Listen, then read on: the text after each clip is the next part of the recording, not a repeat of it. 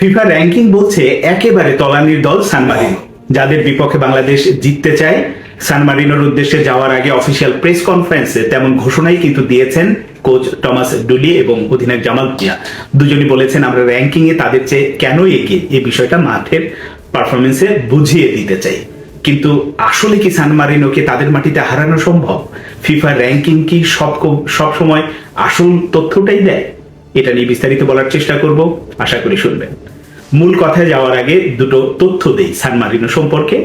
বাংলাদেশ তো সান মারিনোর বিপক্ষে যেমন প্রথমবারের মতো ম্যাচ খেলতে যাচ্ছে ইউরোপের মাটিতে, বাংলাদেশের এটা হবে প্রথম ম্যাচ। আবার সান মারিনো সাউথ এশিয়ান দেশ বা সাউথ ইস্ট এশিয়ার যেসব দেশ আছে তাদের বিপক্ষে কিন্তু প্রথমবারের মতো খেলতে যাচ্ছে।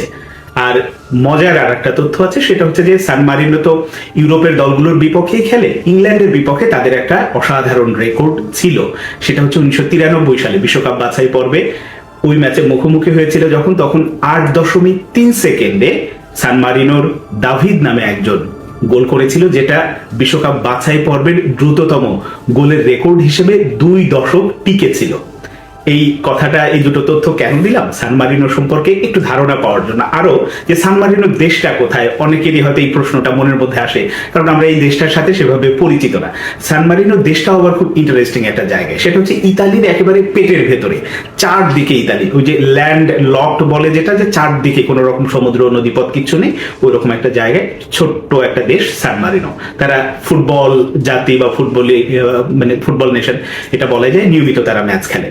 এখন ওই যে শুরুতে যেটা বললাম যে ফিফা র্যাঙ্কিং এ এখন 211-তে আছে সান মারিনো, বাংলাদেশ আছে 181-তে। খুব স্বাভাবিকভাবেই ফিফা র্যাঙ্কিং এ খানিকটা সুবিধাজনক অবস্থায় আছে বাংলাদেশ, কিন্তু এর অর্থ কি আসলে তার চেয়ে সান মারিনোর চেয়ে বাংলাদেশ আসলেই বেটার দল? কারণ সান মারিনো কাদের বিপক্ষে ম্যাচ খেলে সেটা আপনাকে মাথায় রাখতে হবে। সান মারিনো নিয়মিত ম্যাচ খেলে হচ্ছে ইউরোপের বিভিন্ন দেশের বিপক্ষে, সেটা জার্মানি বলেন, ইংল্যান্ড বলেন, চেক রিপাবলিক বলেন, এরকম বড় বড় দেশগুলোর সাথে সাধারণত নিয়মিত ম্যাচ খেলে।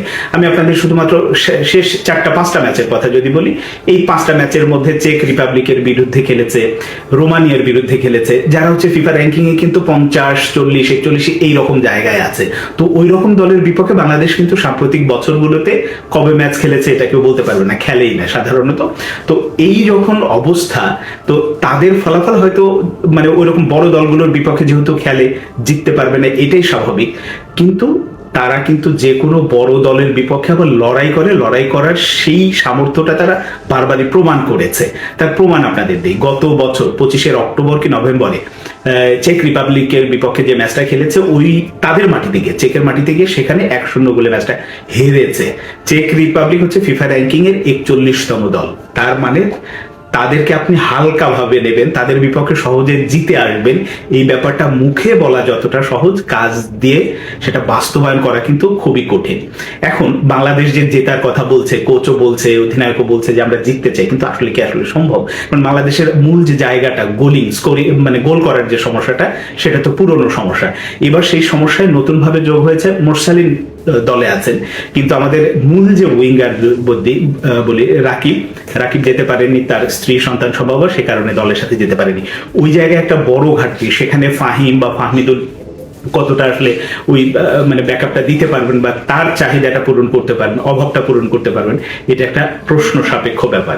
আবার টমাস ডুলি নিজের এর আগে কাবরেরা যখন ছিল, তার মতাদর্শ বা তার মতো করে কৌশল সাজিয়ে সে একটা দলকে দীর্ঘদিন যেহেতু চালিয়েছিলেন, ওইভাবে খেলা দেন। টমাস ডুলি এসেছেন, নতুন তার কৌশল, নতুন পরিকল্পনা, সবকিছু। আবার টিমটাকে যে পুরো একসাথে তিনি পেয়েছেন এটা বলা যাবে না, কারণ হামজা চৌধুরী, সমিত সোম, জায়ান তারা ফ্রডে টিমের সাথে যোগ দেবে, এখানেও দলের যে কয়েকদিন প্র্যাকটিসের সুযোগ পেয়েছে, সবকিছু মিলে টিমটাকে যে তিনি পুরোপুরি গুছিয়ে ফেলেছেন বা গুছিয়ে নিয়েছেন এটাও বলা যাবে না। কারণ এটা বাংলাদেশের জন্য যেমন সান মারিনোর প্রথম পরীক্ষা, টমাস ডুলির জন্য কিন্তু এটা প্রথম পরীক্ষা, এবং তার আগে তিনি ওইভাবে সময় ফেলে নেন এবং পরীক্ষামূলকভাবে ম্যাচটা হতে যাচ্ছে, যেটা বাংলাদেশ দল আসলে ইউরোপের মাটিতে বা সান মারিনোর মতো দলের বিপক্ষে কেমন করে। অন্যদিকে টমাস ডুলি তার পরিকল্পনা ঠিক কিভাবে, কোন খেলোয়াড়কে কোন পজিশনে, কিছু তো পরিবর্তন অবশ্যই করবেন, কাবরেরা যে কৌশলে বা যেভাবে খেলাতেন ওভাবে খেলাবেন, এটা পরিষ্কার করেছেন তার বিভিন্ন সময় সংবাদ মাধ্যমের সাথে কথাবার্তায়। তো এখন দেখা যাক শেষ পর্যন্ত আসলে সান মারিনোর বিপক্ষে বাংলাদেশ কেমন করে। কিন্তু এইটুকু আপনাদের বলতে পারি যে সান মারিনোকে বলে কয়ে হারিয়ে দেবে ব্যাপারটা তা হবে না, কারণ সান মারিনো এমনিতেই অনেক ভালো দল, ফিফা র্যাঙ্কিং এ অবশ্যই তলানিতে 211-তে আছে, তার অর্থ যে আপনি বলে কয়ে হারাবেন তেমনটা কিন্তু হবে না। এখন দেখা যাক 5 তারিখে কেমন করে বাংলাদেশ দল।